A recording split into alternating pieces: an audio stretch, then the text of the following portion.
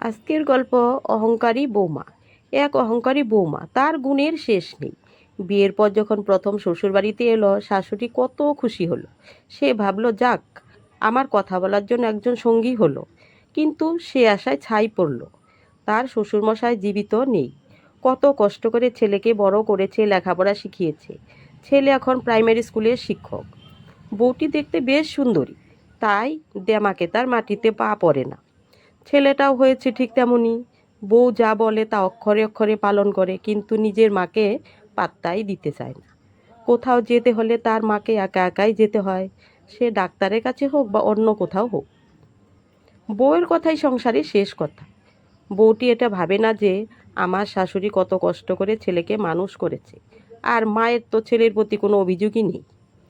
শাশুড়ি সবসময় ভয়ে ভয়ে থাকে, কখন কি ভুল হয়ে যায়। শাশুড়ি যদি বলে আজ আমি রান্নাটা করি, বউ এমন ভাব দেখায় যেন শাশুড়ি আগে চাল ভিজিয়ে রেখে কলা দিয়ে মেখে খেয়ে নিত। শাশুড়ি কিন্তু অনেক সম্পত্তি আছে, তা সত্ত্বেও তাকে ভিজে বিড়ালের মতো থাকতে হয়। আজকের যুগে বেশিরভাগ বউরা শ্বশুর শাশুড়ি না থাকাটাই পছন্দ করে।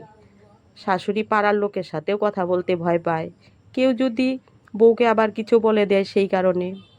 এমন শাশুড়ি সংসারে না পারে কিছু করতে, না পারে কিছু বলতে। বউটিরও একটি ছেলে হয়েছে, সে ভাবে না যে আমারও একদিন এমন দিন আসতে পারে। ভবিষ্যতের কথা চিন্তা করে দেখুন তো, আমরা একদিন শাশুড়ি হব। তখন সেই বউটি তার ছেলের কাছে কি ভালো কিছু আশা করবে? শাশুড়িরা মনে হয় সেই আশাতেই বেঁচে থাকেন।